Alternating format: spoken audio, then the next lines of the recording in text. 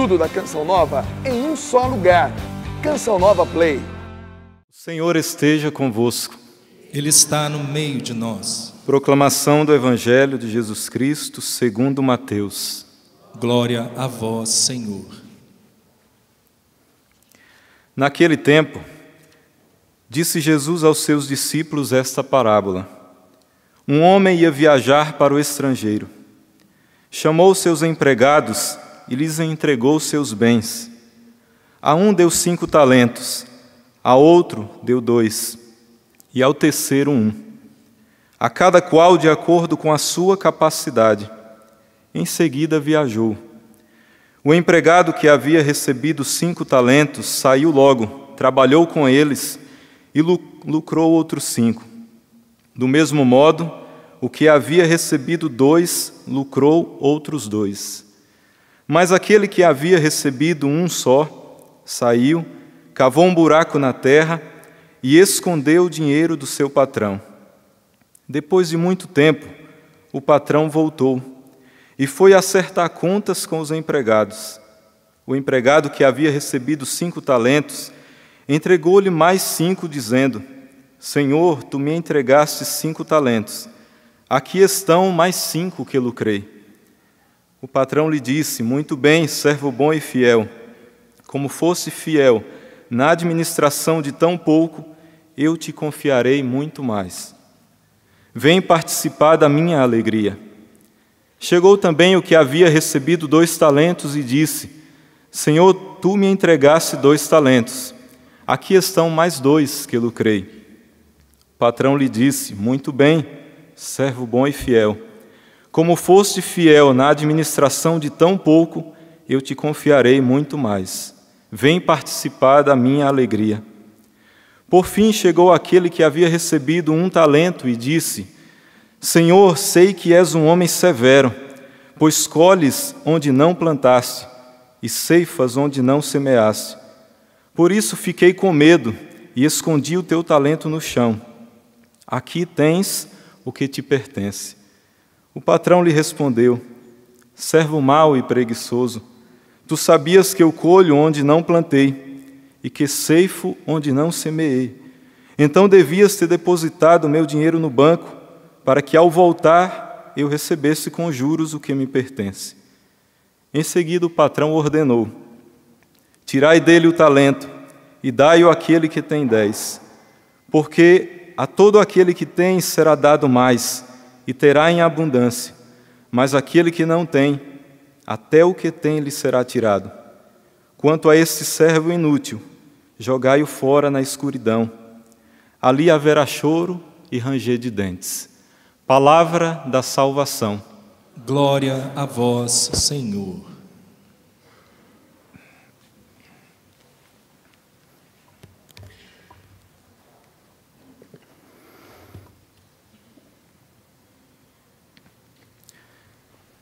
Meus irmãos e minhas irmãs, a primeira leitura, ela já vem nos trazer uma verdade, e com essa verdade nós vamos partir essa reflexão.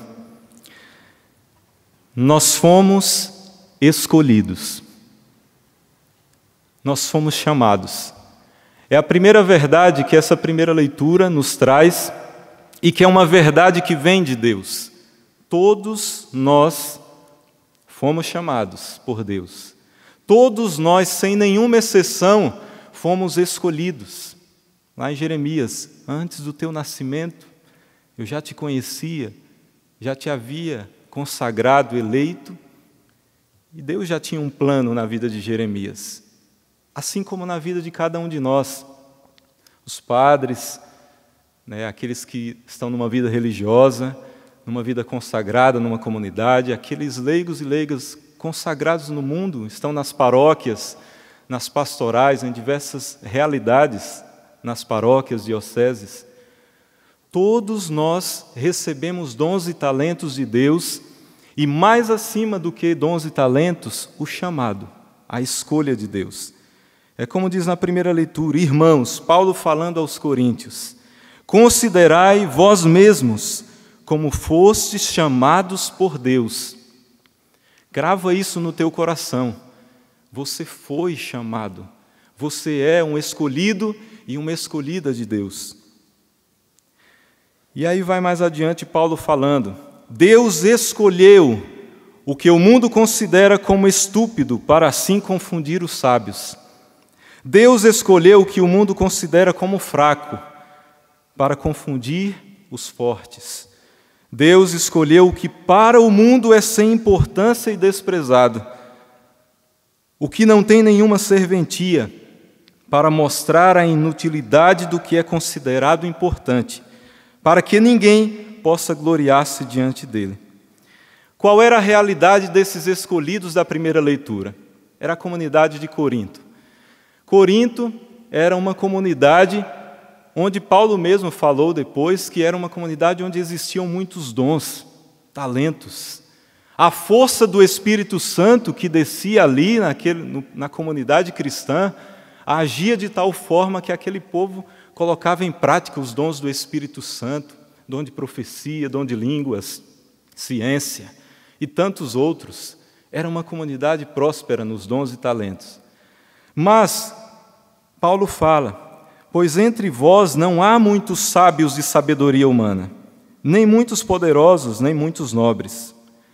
Paulo percebeu que naquela comunidade, apesar de muitos dons e talentos e de que aquele povo deixava o Espírito Santo agir fortemente, mas ele percebia que era um povo que não tinha títulos, não tinha grandezas humanas, não eram reis, não eram pessoas de alta classe, mas pessoas de uma baixa cultura, que não tinham muitos bens, mas foi justamente ali que Deus escolheu a todos, mas principalmente aqueles que acolheram o chamado de Deus. Deus agiu poderosamente naquela comunidade cristã de Corinto. Mas nessa leitura nós podemos analisar a pedagogia de Deus de escolha. Nós vamos perceber como Deus escolhe. E nós podemos, a partir disso, entender perfeitamente como Deus escolhe ou não entender. Vamos lá, em primeiro lugar, não é regra de Deus escolher, não é dinâmica de Deus escolher pobres, os miseráveis, os desprezíveis, os piores. Não é pedagogia de Deus, não é regra de Deus dizer que o Senhor só escolhe os pobres, os desprezíveis, como na comunidade de Corinto, aqueles que eram desprezados, marginalizados. Sim, Deus escolhe também. Mas essa não é a pedagogia de Deus, não é regra. Mas vamos entender. E para entender essa pedagogia de escolha de Deus, nós precisamos partir de uma premissa. Aqui nessas leituras nós temos o olhar do mundo, o filtro do olhar do mundo e o filtro do olhar de Deus. Deus não olha para nós com o olhar que o mundo nos olha. A primeira premissa que nós devemos partir para entender como Deus faz a sua escolha é saber que Deus não nos olha com o filtro do olhar que o mundo nos olha. O que foi que disse a primeira leitura? Fostes chamados por Deus. E aí Paulo vai falando. Deus escolheu o que o mundo considera como estúpido.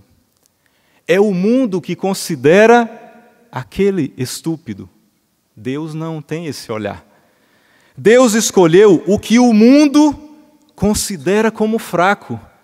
O olhar de Deus para aquela pessoa que o mundo considera como fraco e estúpido, não é isso que Deus olha. Deus escolheu o que para o mundo é sem importância e desprezado, o que não tem serventia para o olhar do mundo. A partir disso, nós vamos para o olhar e o filtro do olhar de Deus. Deus não olha para nós como estúpidos. Deus não olha para nós quando nos chama como estúpidos. Deus não olha para nós como pessoas sem importância, como o mundo nos olha. Deus não nos olha com o olhar como o mundo nos olha e diz que é desprezível, como naquela comunidade de Corinto, que o mundo dizia que aqueles cristãos eram escória, eram sem importância. Deus não olha para nós como o mundo nos olha, como inúteis, como sem serventia.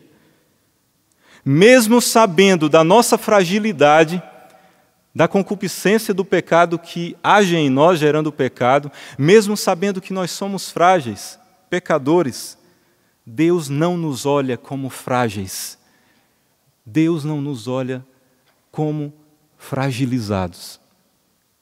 Mas qual é o olhar de Deus? Deus nos olha com o olhar primeiro. Qual foi o olhar primeiro de Deus? O olhar da criação. Deus nos olha quando Ele criou o homem. Quando Ele formou o homem do barro, olhou para ele e disse: façamos o homem à nossa imagem e semelhança. Um homem que foi criado por Deus, e aqui homem e mulher, que foi criado, que tem essa marca da imagem e semelhança de Deus, nunca Deus olhará com o olhar sendo como estúpido, um inútil, um desprezível, o pior de todos. Não. O olhar de Deus vai muito além. O olhar de Deus é um olhar de Criador para a criatura. O olhar de um Deus que é amor, que criou a sua criatura na essência do amor. É um Deus que é Pai, que criou os seus filhos, criou a criação, mas depois os fez filhos, pai para filho. O pai não olha o filho como um desprezível, um pior.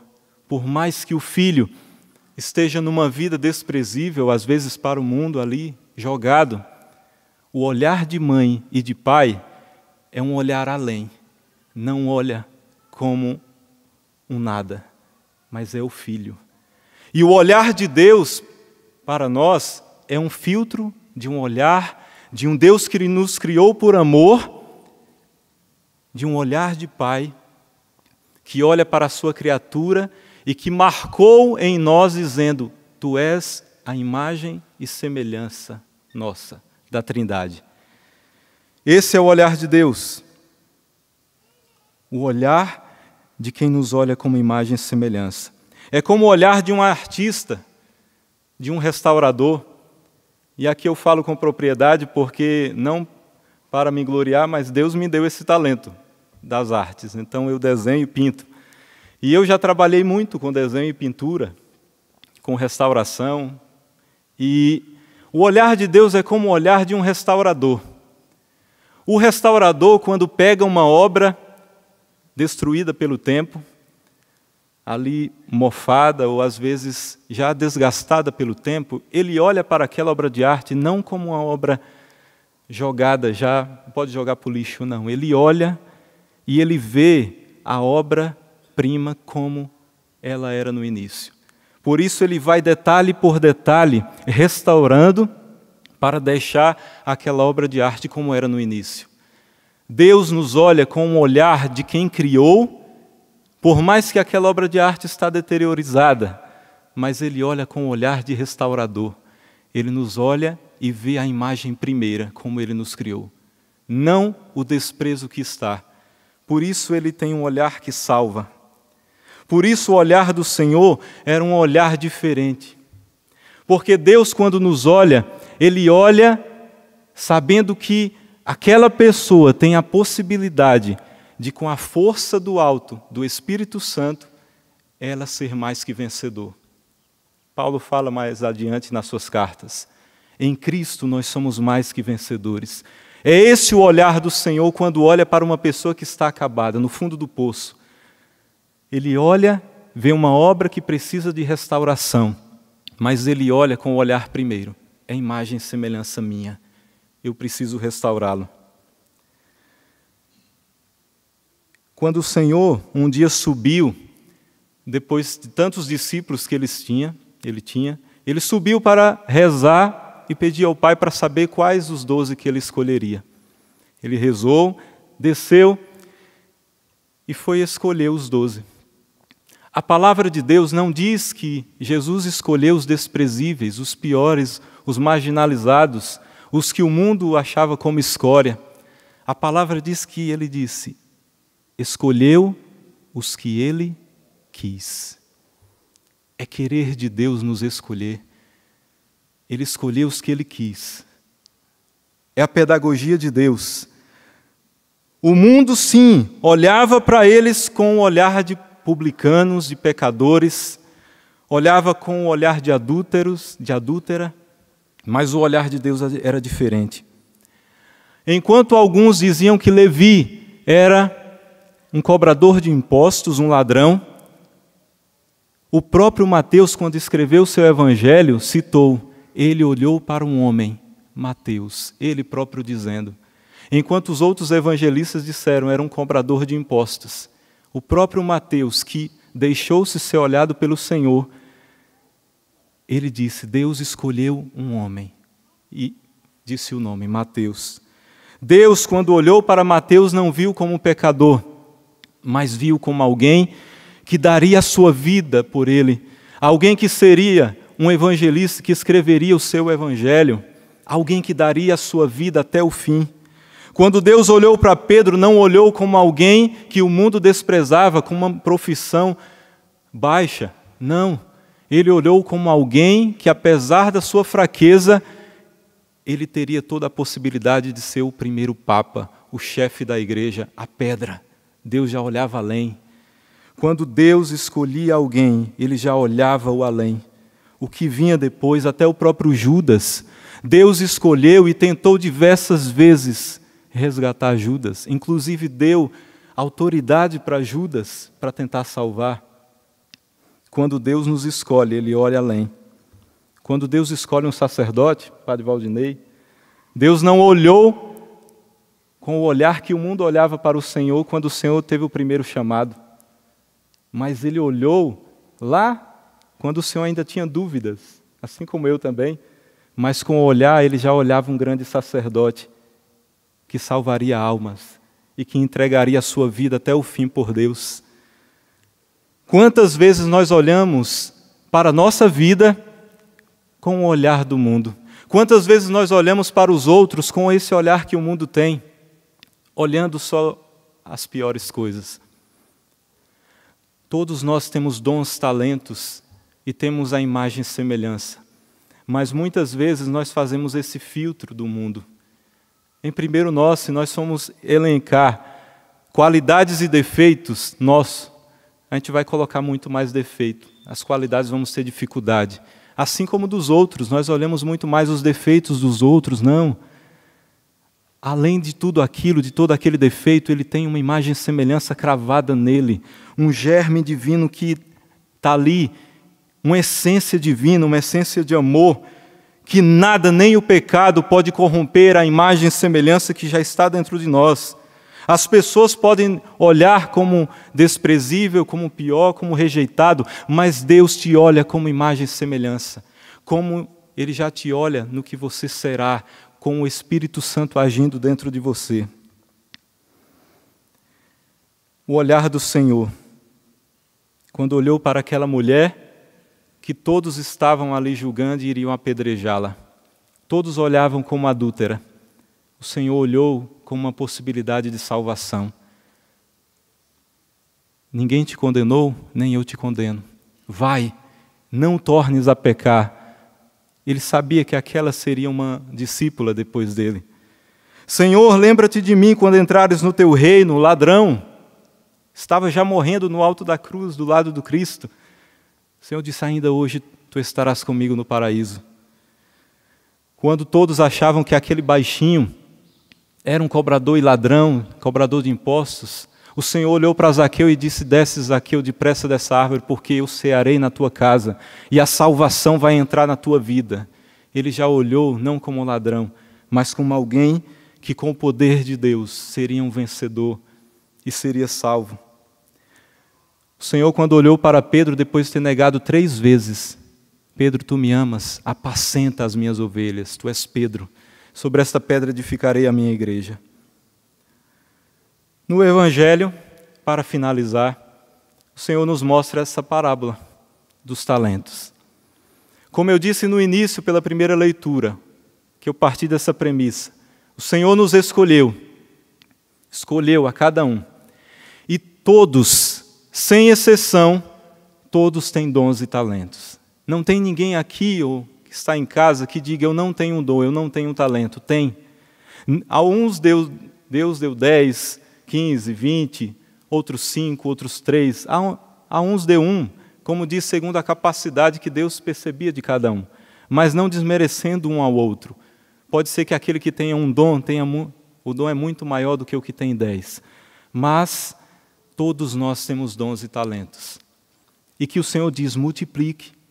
Você que tem enterrado o teu talento, desenterra esse talento, meu irmão, e coloca em prática. Tu foi feito à imagem e semelhança de Deus. Deus te quer salvo e quer que você multiplique esses dons e talentos para a tua salvação e para também salvar outros. Se você há muito tempo tem enterrado o dom que Deus te deu, coloca em prática. Multiplica esse talento. Porque, como diz a palavra, aquele que não multiplicar, que recebeu, e não multiplicar, Deus vai tirar e dar para o que está multiplicando. Não deixe que seja tirado do teu talento. Multiplique, porque tu fostes chamado, escolhido, e tens a imagem e semelhança de Deus. Louvado seja o nosso Senhor Jesus Cristo. Tudo da Canção Nova em um só lugar. Canção Nova Play.